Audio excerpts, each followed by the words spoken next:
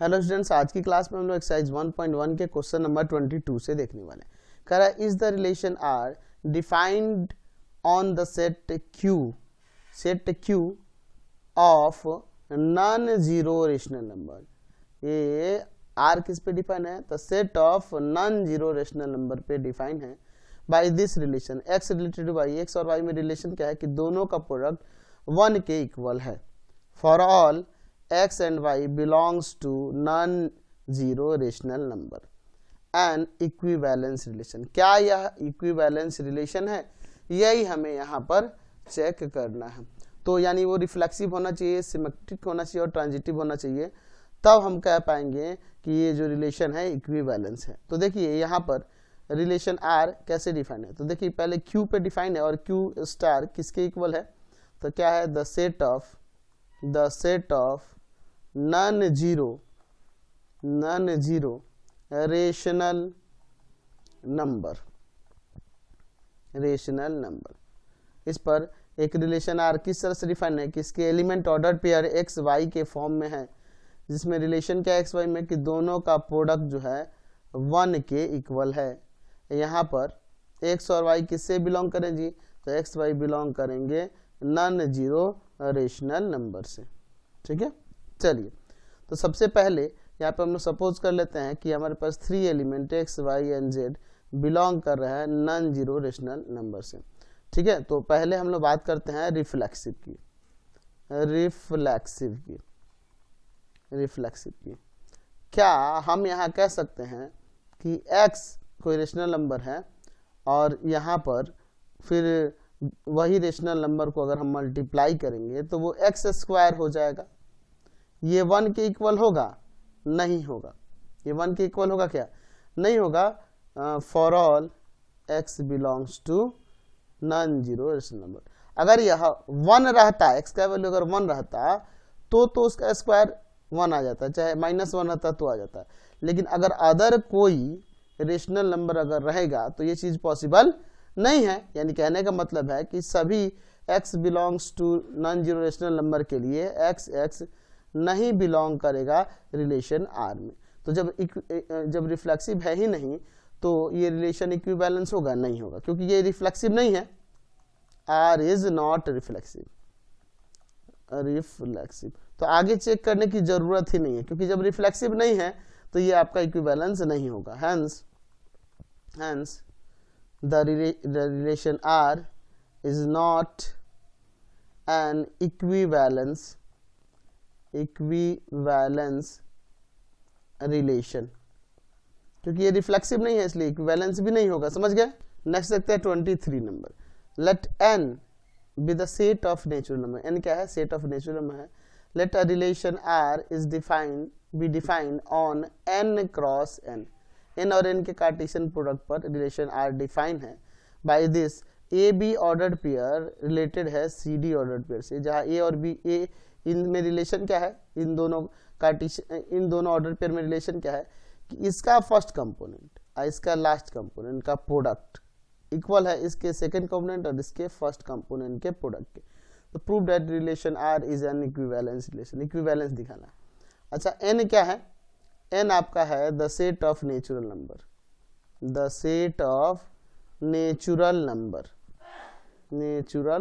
Numbers. ठीक है। अच्छा, रिलेशन आर कैसे डिफाइन है जी? तो रिलेशन आर डिफाइन है n क्रॉस n के कार्टेशियन प्रोडक्ट के। और ये किस तरह से डिफाइन है? तो इसके अंदर रिलेशन किस तरह से है जी? A B and C D ordered pair इस तरह से है कि इनके बीच का रिलेशन क्या है कि इनके फर्स्ट कंपोनेंट है इसका लास्ट कंपोनेंट का प्रोडक्ट इक्वल है इसके सेकंड और इसके फर्स्ट कंपोनेंट। ठीक है। एंड यहाँ ए बी सी डी क्या होंगे? ए बी सी डी ये सभी के सभी क्या होंगे? ये बिलोंग करेंगे नेचुरल नंबर से। समझ गए? चलिए, तो यहाँ पे हम लेट सपोज कर लेते हैं कि ए बी सी डी ये दो ही एलिमेंट होंगे ना, क्योंकि ऑर्डर पेयर में रखना है।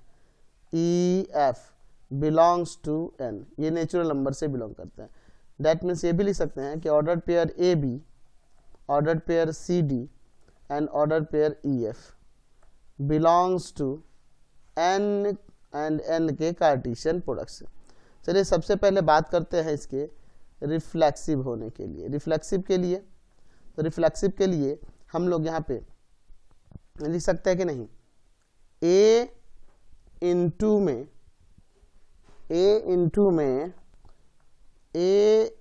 में B इक्वल होगा B इंटू ए के। ये कैसे होता है जी, यहाँ पे ए बी नेचुरल नंबर है, तो ए इंटू बी बी इंटू ए के इक्वल होगा कि नहीं, बाई कम्यूटेटिव लॉ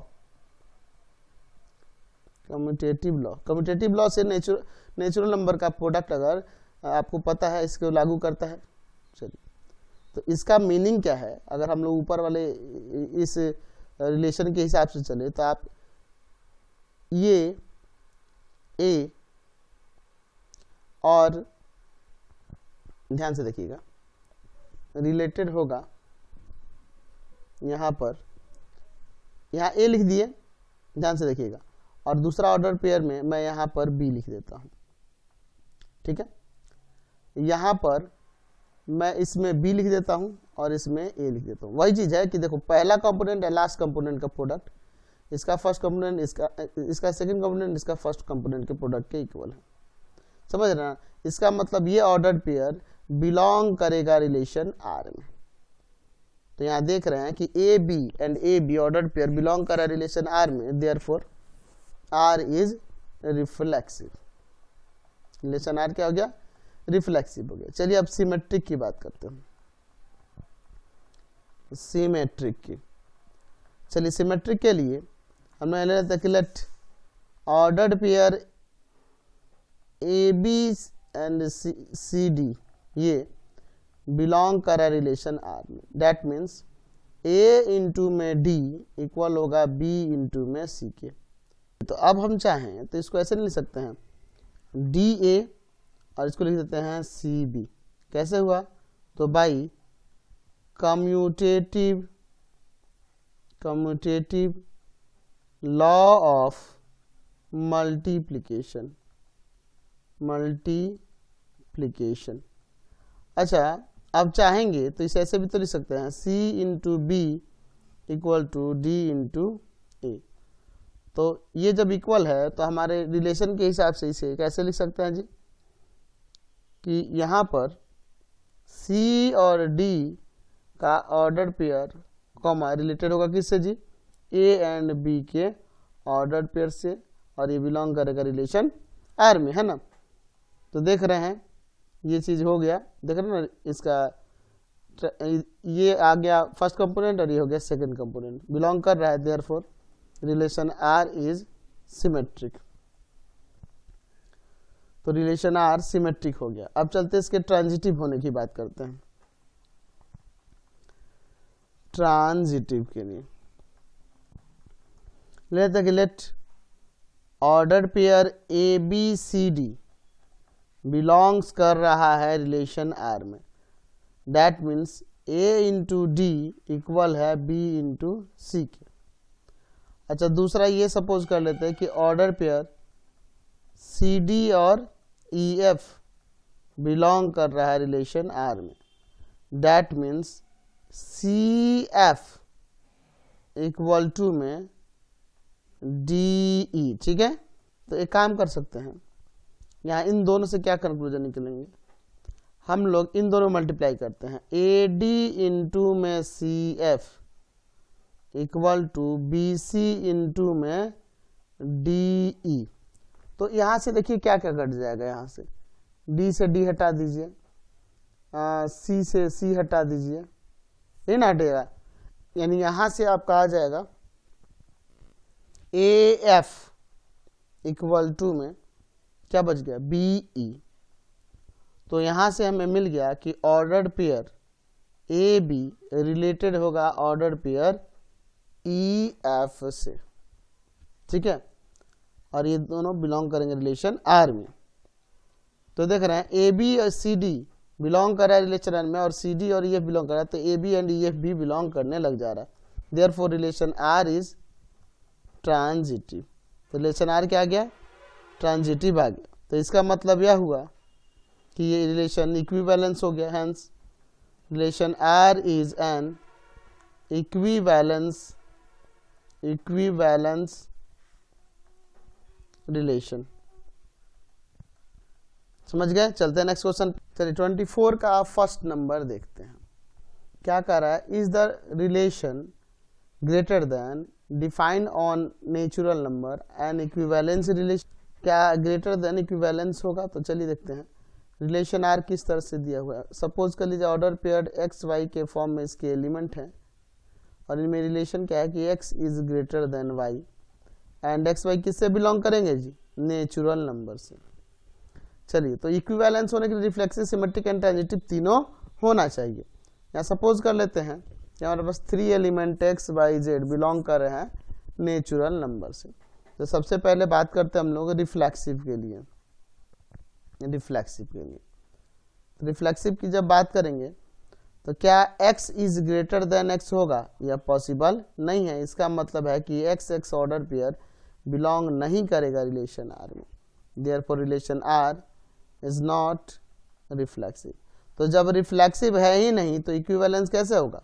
नहीं होगा। Hence relation R is not an equivalence relation। Equivalence relation ये नहीं है। समझ गए। नेक्स्ट क्वेश्चन देखते हैं 24 का 2 number. So that the set of real numbers the relation greater than is transitive but not reflexive. हमें दिखाना है कि ग्रेटर देन जो है रियल नंबर के लिए ये रिलेशन ट्रांजिटिव है लेकिन रिफ्लेक्सिव नहीं है। तो रिलेशन आर हम लोग इस तरह से ले लेते हैं जिसके अंदर element order pair x y हैं, जिसमें x is greater than y में रिलेशन है एंड एक्स वाई क्या है, x y belongs to real number. तो काम कर लेते हैं, इस रिलेशन का नाम R1 दे देते हैं। ठीक है, क्योंकि ये रियल नंबर और ये आर दोनों रहेगा तो कन्फ्यूजन होगा। चलिए देखते हैं। हम लोग यहाँ ले लेते हैं कि let x y and z 3 element है जो रियल नंबर है। सबसे पहले बात करेंगे रिफ्लेक्सिव के लिए। रिफ्लेक्सिव नहीं है ये दिखाना है ना। अच्छा, हम क्या कह सकते हैं कि x is greater than x for all x belongs to real number के लिए नहीं हो सकता, यानी कि ये ऑर्डर पेयर x नहीं बिलोंग करेगा रिलेशन R1 में। Therefore relation R1 is not reflexive. तो हमें दिखाना था कि ये रिफ्लेक्सिव नहीं है, तो रिफ्लेक्सिव नहीं है। अब दूसरा क्या दिखाना है, ट्रांजिटिव है। तो ट्रांजिटिव के लिए देख लीजिए, हम लेते हैं कि लेट एक्स वाई बिलोंग्स कर रहा है रिलेशन R में, that means x is greater then y। And दूसरा मैं यहाँ ले लेता हूँ कि y एंड z बिलोंग कर रहा है रिलेशन R में, that means y is greater then z। तो इन दोनों से क्या करूँ, x से ग्रेटर है y और y से ग्रेटर है x ग्रेटर है y से एंड y ग्रेटर है z से। इसका मतलब x ग्रेटर होगा z से। इसका मीनिंग यही ना हुआ कि x एंड z भी बिलोंग करेगा रिलेशन R में। Therefore relation R is transitive. Relation R क्या हो जाएगा, ट्रांजिटिव हो जाएगा, यानी कि रिफ्लेक्सिव नहीं था, ट्रांजिटिव है। यही ना हमें प्रूव करना था। नेक्स्ट क्वेश्चन देखते हैं 25 में। Let the relation R dash in the set of real numbers be defined as x और y में क्या रिलेशन है कि 1 plus x y greater than 0 है, so that R dash is reflexive and symmetric but not transitive. चलिए यहाँ पे लेते हैं। लेट रिलेशन R डैश कैसे डिफाइन है, तो इसके element order pair x y के फॉर्म में है जिसमें 1 plus x y is greater than 0 है। ठीक है, यहाँ पर एक्स वाई क्या होंगे, एक्स वाई बिलोंग करेंगे रियल नंबर से। तो ये दिखाना है ये रिफ्लेक्सिव है, सिमेट्रिक है, लेकिन ट्रांजिटिव नहीं है। चलिए ध्यान से देखिए, यहाँ ले लेते हैं कि let x y and z 3 real number है। तो पहले हम लोग बात करते हैं इसके रिफ्लेक्सिव के लिए। मैं यहाँ कह रहा हूँ कि 1 प्लस एक्स इंटू एक्स जो कि हो जाएगा 1 प्लस एक्स स्क्वायर। तो x की जगह कोई भी आप रियल नंबर रखिए, उसका स्क्वायर होते पॉजिटिव हो जाएगा। जब 1 ऐड होगा तो ये हमेशा 0 से ग्रेटर रहेगा ना। For all x belongs to real number, कोई भी रियल नंबर रखेंगे स्क्वायर होगा तो पॉजिटिव हो जाएगा, 1 ऐड होगा तो 0 से ग्रेटर ही आएगा। इसका मतलब कि x बिलोंग करेगा रिलेशन r से, r डैश से। Therefore relation r dash is reflexive. ये रिलेशन r डैश क्या हो जाएगा, रिफ्लेक्सिव हो जाएगा। दूसरा हम लोग बात करते हैं इसके सिमेट्रिक के लिए। चलिए अगर हम लोग सिमेट्रिक की बात करेंगे तो सिमेट्रिक के लिए यहाँ सपोज कर लेता हूँ कि एक्स वाई ऑर्डर्ड पेयर ये बिलोंग्स कर रहा है रिलेशन आर में। डैट मीन्स ये हो जाएगा 1 प्लस का एक्स वाई, 1 प्लस का x y is greater than 0। ठीक है। अच्छा आप चाहें तो चलिए लिख सकते हैं 1 plus y x is greater than 0 by commutative law of multiplication, commutative law of multiplication। ठीक है। दैट मीन्स वाई एक्स भी बिलोंग करेगा रिलेशन आर, आर डैश है ना, R dash. Therefore relation R dash is symmetric. Relation R dash क्या हो गया, symmetric हो गया। अच्छा दिखाना कि ट्रांजिटिव नहीं है, तो चलिए ट्रांजिटिव के लिए देख लेते हैं। ट्रांजिटिव के लिए let the x y belongs to relation R dash, that means 1 plus x y is greater than 0। अच्छा एंड दूसरा सपोज कर लेते हैं वाई जेड भी बिलोंग कर रहा है आर डैश रिलेशन में, यानी कि 1 प्लस का y z is greater than 0। चलिए तो यहां से क्या 1 प्लस एक्स जेड भी 0 से ग्रेटर होगा, तो ये नहीं होगा, एक्स जेड ग्रेटर देन 0 नहीं होगा। कैसे, एग्जाम्पल समझिए। सपोज यहाँ पर x का वैल्यू मैं यहाँ पर सपोज कर लेता हूँ -1 एंड y का वैल्यू ले लेता हूँ 1/2 या ले लेता हूँ 1/3 belongs to relation R dash. इसका मतलब हुआ कि 1 plus -1 into 1/3 is greater than 0। जाहिर सी बात है 0 से ग्रेटर आ जाएगा, -1/3 सब करेंगे तो 2/3 आएगा, तो 2/3 ग्रेटर नहीं है 0 से। अच्छा मैं दूसरा ले लेता हूँ कि 1/3, ठीक है, एंड मान लीजिए 1/2 ले लेता हूँ, या मैं यहाँ पे 2 ही ले लेता हूँ suppose, belongs to R dash. That means 1 plus 1/3 into में 2, तो ये 2/3 हो जाएगा और 1 से ऐड होगा तो 5/3, 5/3 ग्रेटर देन 0 है। तो क्या आप देखो, आप -1 एंड 2 की बात करेंगे तो क्या बिलोंग करेगा रिलेशन आर डैश में? नहीं करेगा। क्यों? क्योंकि देखो 1 प्लस -1 एंड 2 क्या आ जाएगा यहाँ पर, ये -2 हो जाएगा, यानी -1 आ जाएगा। -1 क्या 0 से ग्रेटर है? नहीं ना है, यानी कि x z not belongs to relation R dash. Therefore R dash is not transitive. तो हमें यही ना दिखाना था कि रिलेशन आर डैश जो है रिफ्लेक्सिव है, सिमेट्रिक है, लेकिन ट्रांजिटिव नहीं। नेक्स्ट क्वेश्चन देखते हैं 26 number. Let a relation R is in the set of natural number N be defined as this. M और एन में क्या रिलेशन है कि m minus n into m minus 3n equal to 0 है। Is R is an equivalence relation? क्या यह equivalence है? चलिए इसको चेक करते हैं। रिलेशन आर कैसे डिफाइन है, तो इसके एलिमेंट m n के फॉर्म में है, एंड m n में रिलेशन यह है कि m minus n into m minus 3n equal है 0 के। एंड m n क्या है जी, तो m n बिलोंग्स करते हैं नेचुरल नंबर से।